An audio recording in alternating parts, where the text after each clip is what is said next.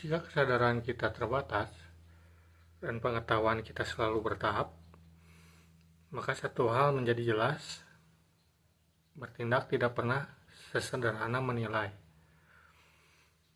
Namun dalam kehidupan nyata, manusia jarang memberi jeda.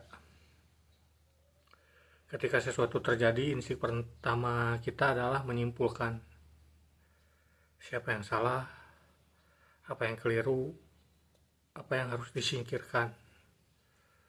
Seolah-olah setiap masalah cukup diselesaikan dengan satu ayunan.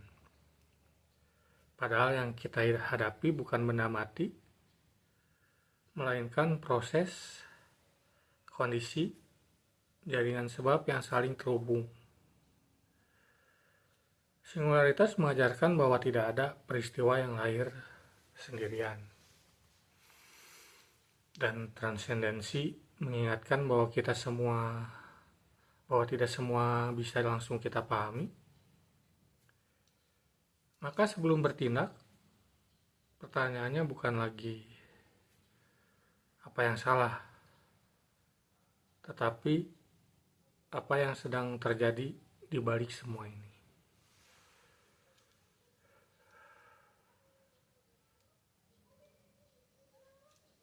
Dalam filsafat Zhuangzi, kita diajak untuk menahan diri sebelum bertindak.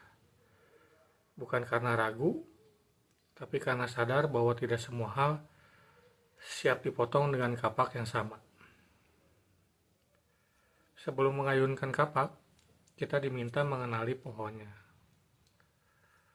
Bagaimana itu tumbuh, di tanah seperti apa, apakah lentur atau rapuh, apakah itu hidup atau sudah lapuk.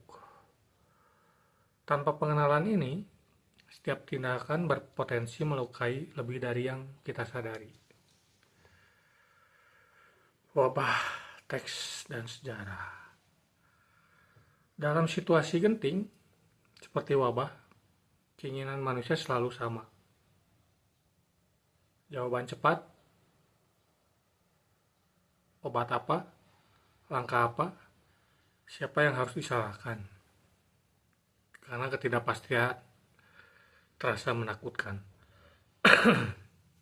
Namun, wabah tidak pernah lahir dari satu sebab. Itu muncul karena kondisi memungkinkan. Lingkungan, perilaku manusia, kepadatan, ketimpangan, sistem kesehatan, cara hidup yang saling terhubung. Jika kita hanya mencari satu penyebab, kita mungkin sudah merasa sudah bertindak. Padahal yang kita lakukan baru memotong satu cabang tanpa memahami pohonnya.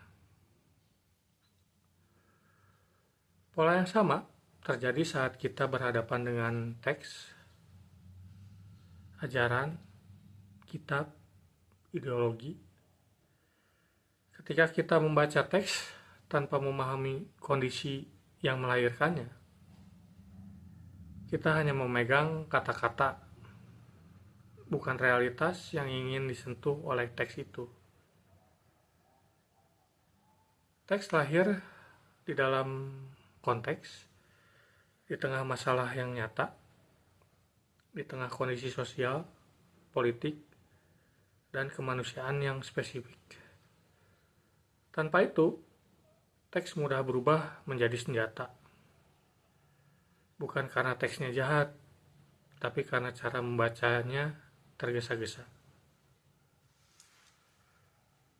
Baik wabah maupun teks menuntut sikap yang sama.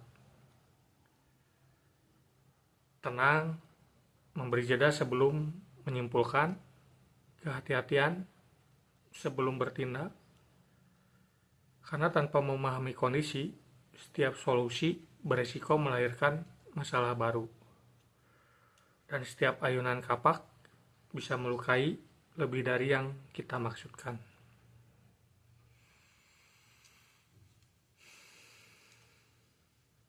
Wabah dan teks sebenarnya hanya contoh paling dekat tentang apa yang terjadi ketika manusia bertindak tanpa memahami kondisi. Namun pola ini tidak berhenti di wabah,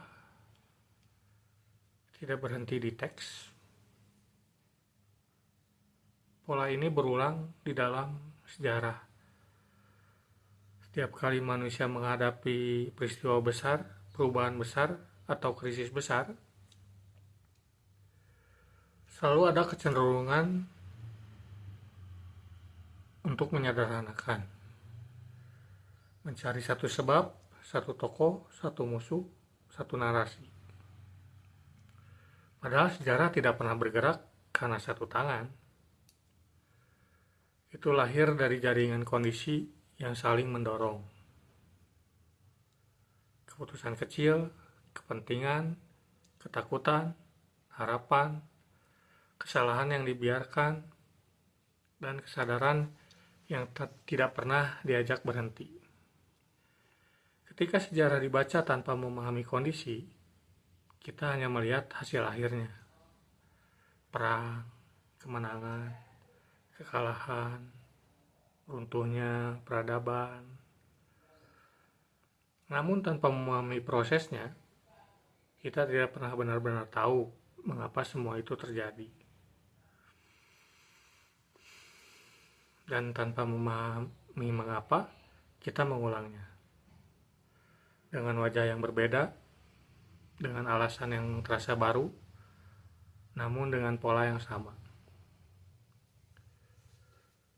Untuk kehidupan sehari-hari, dalam hidup pribadi, kita pun sering tergesa-gesa. Mengambil peran tanpa memahami apa yang diminta oleh peran itu. Menjadi pekerja, menjadi pasangan, menjadi orang tua. Ada titik di mana kita sadar, aku adalah aku bukan aku. Dan kesadaran itu tidak menuntut penilaian, melainkan kehadiran.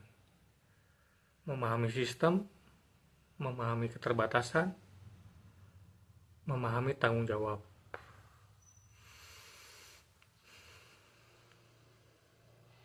Singularitas tidak mengajarkan kita menjadi pasif, tapi mengajarkan keheningan sebelum tindakan. Karena tindakan yang lahir dari pemahaman tidak perlu tergesa-gesa dan tidak mudah melukai. Mengenali pohon bukan berarti tidak pernah menebang,